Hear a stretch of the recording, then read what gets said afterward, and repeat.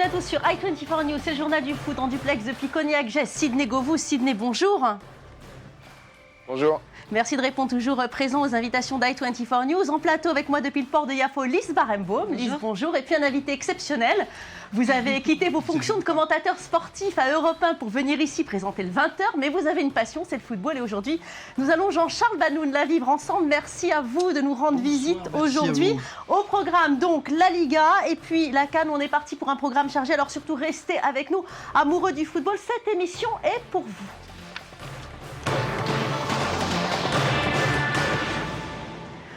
En Espagne, ça a joué ce week-end et les grands favoris ont répondu plus ou moins présents. Regardez les résultats, le Real Madrid a dû s'employer pour venir à bout de Cordoue, une victoire 2-1. Notez l'expulsion de Cristiano Ronaldo pour un mauvais geste. Le Barça s'éclate toujours autant. Victoire 6-0 sur le terrain de Elche avec un doublé de Messi, un autre de Neymar. Atlético Madrid est venu à bout de son voisin le Rayo Vallecano, une victoire 3-1 avec un doublé du français Griezmann. Villarreal s'impose sur le plus petit des scores face à la Levante. Enfin, Valence s'impose 3-1 face à Séville et récupère la 4e place du classement. Alors Sidney Govou, on a vu un Real Madrid qui est beaucoup moins à son avantage que d'habitude. Une victoire très limite, 2-1 contre Cordoba, grâce à un but sur pénalty à la 89e minute de jeu. Est-ce que vous pensez que c'est inquiétant ? Non, c'est pas spécialement inquiétant. Je pense qu'il marque un peu le pas en ce début d'année. Les organismes des joueurs sont un peu fatigués, donc voilà, ils sont en train de remettre la machine en marche tout doucement. Et à l'arrivée de la Ligue des Champions, c'est leur objectif. Donc tout doucement, ils se remettent en marche pour finir fort la saison. En tout cas, Jean-Charles Banoun, on retient une performance, celle de Karim Benzema, qui a marqué. Est-ce que c'est vraiment la saison, l'année de Karim cette année, selon vous ? Je pense qu'il est un peu sur la lancée de l'an dernier. Il avait déjà fait une très bonne saison l'an dernier avec aussi une Coupe du Monde quand même assez réussie, même si certains pensaient qu'il pouvait faire plus. Moi, je trouve qu'il est maintenant, il s'est mis au diapason finalement de cette équipe où il est arrivé pour devenir une star. Il est devenu une vraie star. C'est un attaquant maintenant de référence dans le monde et même en Europe. Moi, je pense qu'il est vraiment sur la lignée. Mais je note que Griezmann, à côté de lui, quand même, réalisé ce week-end une performance étonnante. Donc, c'est bien parce que ça veut dire que l'équipe de France a retrouvé maintenant des attaquants de talent comme à l'époque. Oui, justement. Alors votre ancien coéquipier, de le voir comme ça s'éclater, est-ce que vous auriez parlé sur lui, Sidney Govou ? Ah oui, je pense. J'ai toujours dit, Karim, c'est un excellent attaquant. Il a été critiqué un peu à ses débuts en arrivant à Madrid parce qu'il marquait pas assez de buts pour un attaquant d'axe. Mais c'est un formidable joueur, il fait jouer les autres. On voit que par rapport à ses stats, c'est le meilleur passeur de l'équipe. C'est le meilleur passeur aussi pour Cristiano Ronaldo. Aujourd'hui, il a étoffé son jeu, il est un peu plus buteur. Donc pour moi, c'est vraiment l'attaquant le plus complet qui est le Français le plus complet à mon avis. Alors Lise, on est justement habitué à un Cristiano Ronaldo qui est tout en self-control. On dirait que le Ballon d'Or, après ça, il s'est un petit peu lâché.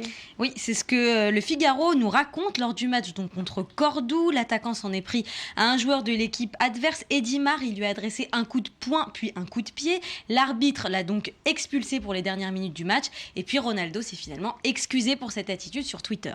Est-ce que vous pensez que c'est un rapport avec le Ballon d'Or et puis le fait de décompresser comme ça, et puis il a une rupture sentimentale aussi, Ronaldo. Vous pensez que c'est les conséquences de tout ça ? Je pense qu'il y a un tout. Je pense que c'est un joueur qui est vraiment intéressé énormément par cette récompense du Ballon d'Or. On a vu qu'il en avait fait un objectif. Et après, il y a les tensions sont retombées. On sait que dans la vie familiale, c'est pas évident pour lui en ce moment. Donc tout ça réuni a fait qu'il a pété un peu un plomb ce week-end-là, oui.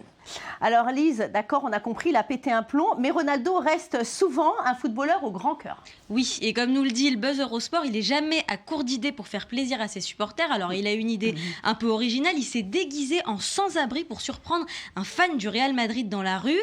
Et à voir la tête du petit garçon sur les images, on peut dire que c'était plutôt réussi, le petit garçon qui est reparti avec un ballon dédicacé. Jean-Charles, vous pensez que c'est de la démagogie tout ça ? Non, moi je trouve ça sympa. Je me rappelle aux États-Unis aussi, il y a quelques années, il y avait une star de NBA un jour qui faisait la queue dans un parc d'attractions. Et puis, comme il était dans la queue comme tout le monde, et puis à un moment, il a dit pour faire aller les choses plus vite, il est allé à la caisse, puis il a payé pour toute la file d'attente. Moi je trouve ça assez sympa. Ça montre un côté proche du public qu'ont ces joueurs. Et c'est important parce que si ils se coupent de ça, après ils pètent complètement les plombs. Moi je trouve qu'ils doivent garder un contact justement très important avec le public. Avec les gens. Alors on va passer maintenant au Barça qui s'amuse beaucoup en ce moment. Victoire 6-0 contre Elche. Et puis défaite contre la Real Sociedad le 4 janvier dernier. Les Catalans ont marqué 23 buts en 6 rencontres pour seulement un but encaissé. Est-ce que, Sidney Govou, c'est ça le Barça qu'on aime ? C'est surtout le Barça qu'on retrouve, parce que cette première partie de championnat, ils n'ont pas forcément été au niveau qu'ils devaient être. Aujourd'hui, on a l'impression qu'ils se sont retrouvés avec tout le temps la même organisation, avec Neymar qui est décisif, Messi qui redevient décisif, avec un milieu de terrain qui est un peu plus cohérent et conquérant justement. Donc voilà, ça fait du Barça l'une des meilleures équipes du monde quand elle est à ce niveau-là. En tous les cas, au Barça, il y a un duo Jean-Charles Banoun qui fonctionne très bien. Neymar qui a marqué un doublé, Messi qui a marqué un doublé, puis a également donné 3 passes décisives. Est-ce que vous pensez qu'à eux deux, ils peuvent faire sacrer le Barça cette saison? Bon, moi je pense que le Real quand même cette année me semble supérieur dans le jeu parce que c'est trop dépendant finalement de la forme de ces deux-là, notamment de celle de Messi au Barça. Mais c'est vrai que déjà le fait de pouvoir faire jouer Neymar et Messi aussi bien ensemble, je crois que là-dessus c'est une réussite vraiment extraordinaire du Barça parce que c'était pas évident au début quand Neymar est arrivé, on se demandait si Messi allait pouvoir s'entendre avec lui. Là c'est un régal de les voir jouer ensemble. Mais je pense quand même que sur le jeu cette année, moi je trouve que le Real est un peu plus fort. Alors derrière les deux grands, il y a l'Atlético Madrid et on peut dire que les hommes de Simeone tiennent le rythme, notamment grâce à Antoine Griezmann qui a donc marqué un doublé. Je vous rappelle qu'il est natif de la région lyonnaise. C'est d'ailleurs dommage, Sidney qui n'a jamais évolué à l'OL. Maintenant, il fait le bonheur des Espagnols, ce joueur-là. Ah oui, carrément. Là, il est en train de démontrer cette année, en arrivant dans un grand club, que c'est un grand joueur, c'est un futur très grand joueur. Il est décisif, il est performant. Il sait jouer aussi avec ses coéquipiers. Donc aujourd'hui, il compte parmi les grands attaquants du championnat et même, je dirais, européen.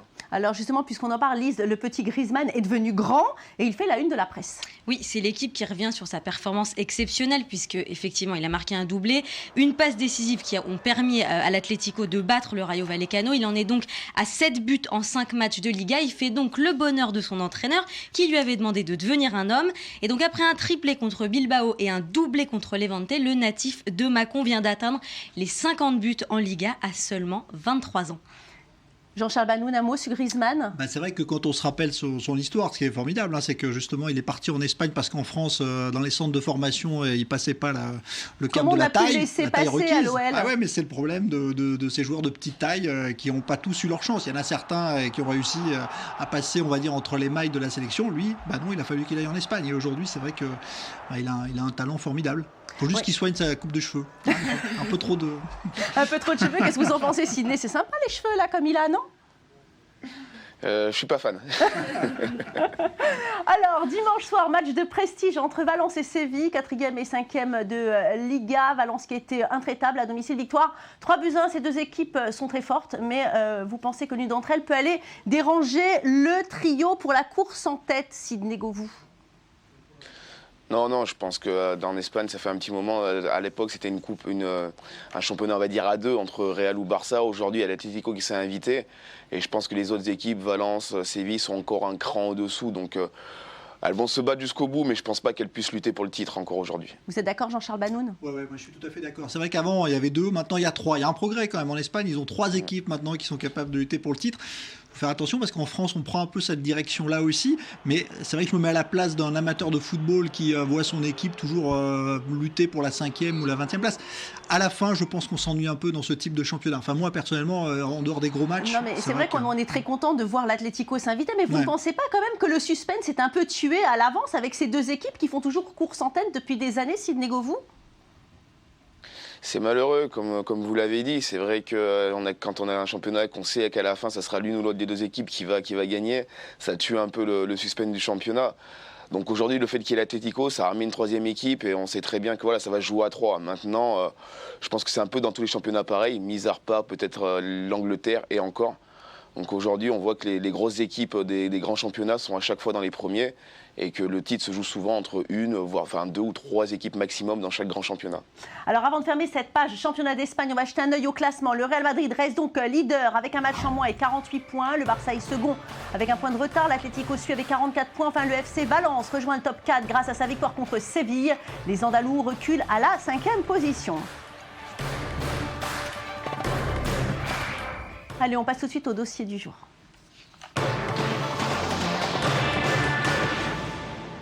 L'Atlético Madrid est champion d'Espagne en titre et est toujours en course pour réaliser le doublé. En Espagne, la Liga est dominée par le Barça et le Real Madrid, on vient de le dire, 2 institutions mais surtout 2 monstres financiers. Et face à cela, les outsiders qui cherchent des investisseurs étrangers.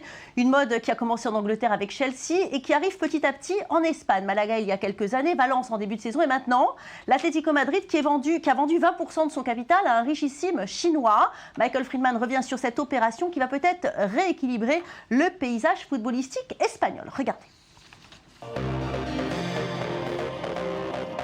Les milliardaires font partie du nouveau paysage du football européen. Après les investisseurs en provenance de Russie et du Golfe Persique, ce sont à présent les Chinois qui viennent placer leurs pions sur le vieux continent. Le football espagnol est un terrain de choix pour ces manias à la recherche de nouveaux placements. Très endettés, les dirigeants de clubs ouvrent leurs portes aux fonds étrangers. Le Dalian Wanda Group vient d'acquérir 20% de l'Atlético Madrid en déboursant la somme de 45 millions d'euros. À sa tête, Wang Jianlin, le 2e homme le plus riche de Chine. Au-delà d'un placement financier, il espère développer le football dans son pays. Bien sûr, j'espère que de nombreux joueurs chinois rejoindront à l'avenir des grands clubs européens. C'est mon but et ce pourquoi j'ai investi dans l'Atlético.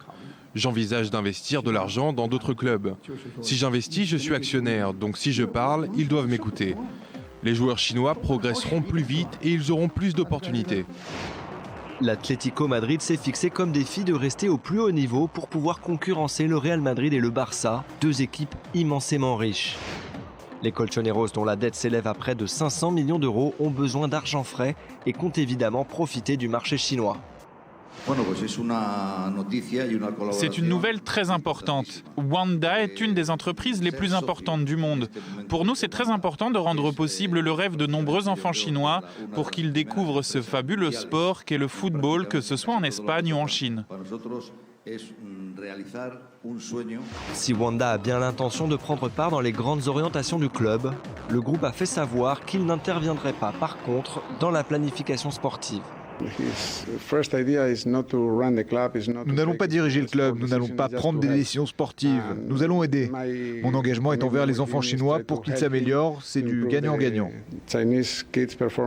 Derrière ce discours teinté de bonnes intentions, le résultat reste le même, le football européen se vend au plus offrant. Alors Sidney Govou, en football comme partout, les riches sont de plus en plus riches au détriment des petits clubs qui luttent. Est-ce que vous approuvez ce genre d'investissement? Un milliardaire qui construit une équipe de stars en quelques années? Après, c'est logique. Il faut savoir ce qu'on veut actuellement dans le football. Il y a de l'argent, donc forcément, ça va attirer des gens qui ont de l'argent et on regarde les équipes les plus performantes sur les équipes les plus riches. Donc oui, de temps en temps, on n'aime pas trop le dire, mais il y a un constat qui est clair, c'est que sans argent, vous ne pouvez pas monter une grosse équipe. Donc des clubs ont la chance d'avoir une vue au niveau mondial, donc attirent des fonds étrangers. Donc pour moi, c'est totalement logique. Jean-Charles Banoun, vous êtes un amoureux de football, vous avez la passion, les émotions, vous avez vécu dans des stades des années. Vous n'en avez pas marre d'entendre parler de tous ces millions quand on parle de foot? Non, mais c'est une évolution qui était inéluctable. C'est-à-dire qu'à partir du moment où il y a eu une explosion à la fois des salaires des joueurs, mais aussi des droits TV, des retombées, c'est inévitable que ça attire des gens qui ont beaucoup d'argent et on a besoin de plus en plus d'argent. Après, moi je pense qu'il y a, évidemment c'est inévitable, mais il faut aussi que chaque club arrive à préserver son identité. Et là, par exemple, l'Atlético Madrid, c'est le club populaire de Madrid, c'est celui des quartiers, on va dire, les plus populaires de la capitale. S'il perd cette identité-là, s'il se coupe de son public, ce sera pas bon. Donc je pense qu'il faut qu'ils arrivent à préserver à la fois évidemment ce besoin d'argent parce que sinon ce club allait faire faillite très vite et puis aussi les racines du club et je pense qu'on peut y arriver, ça s'est fait ailleurs, je pense qu'on peut y arriver. Après il n'y a pas toujours le succès au rendez-vous, moi je vois l'Inter de Milan aussi en ce moment qui est racheté par un milliardaire indonésien. Bon, il a peut-être acheté Podolski là, et Shaqiri, mais pour l'instant les résultats sont pas là malgré le retour de Mancini, ça marche pas toujours. Oui. Allez, on passe tout de suite au foot africain.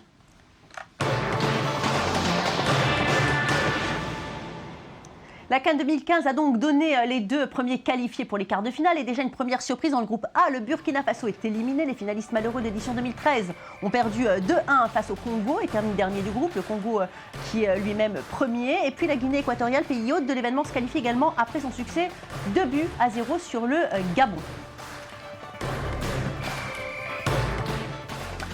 Alors Sidney, on assiste à une CAN avec très peu de buts. Pour le moment, il y a eu 35 buts en 18 rencontres. Ça fait moins de 2 buts par rencontre. Qu'est-ce qui explique ce manque de spectacle? Est-ce que c'est un problème de niveau? Non, je pense pas que c'est un problème de niveau. Je pense que surtout le football africain qui était un peu fantasque avec beaucoup de buts, beaucoup d'erreurs individuelles, beaucoup d'erreurs collectives au niveau défensif aujourd'hui a évolué parce qu'il y a beaucoup plus d'entraîneurs étrangers, donc ils apportent une certaine culture tactique qui fait que y a moins de buts, donc les joueurs sont plus, on va dire pas meilleurs, mais bon, font moins de fautes d'inattention. Donc il y a un peu moins de spectacle. Au détriment de tout ça, on peut dire que le football, pour moi, quand même africain, a progressé. Même s'il est moins beau à voir, il a quand même progressé dans son ensemble. Mais Jean-Charles, on a quand même assisté à beaucoup de matchs nuls. Par exemple, dans le groupe D, où personne n'a encore réussi à gagner. Est-ce que vous pensez que finalement, ça va se décanter ? Il faudra bien, mais c'est vrai que souvent, c'est pas tellement cette édition-là. Il y a eu plusieurs éditions, beaucoup de matchs se jouaient au tir au but, c'était assez serré. Finalement, c'est ce que disait Sidney, c'est vrai que l'évolution tactique, il y a un choc culturel, moi je vois, et d'ailleurs, qu'on voit d'ailleurs aussi à cette Coupe d'Afrique des Nations, c'est-à-dire qu'on a des entraîneurs qui viennent d'Europe avec un tempérament parfois assez affirmé, comme Gourcuff avec l'Algérie, et le mélange, le choc des cultures parfois est assez difficile. Ça va changer de Vahid Halilhodji. Voilà, merci beaucoup d'avoir été avec nous. Merci Lise Barimbaud, merci à vous Sidney Govou. Restez avec nous, cette émission malheureusement s'achève. On se retrouve demain pour le foot français et le foot anglais. Au revoir.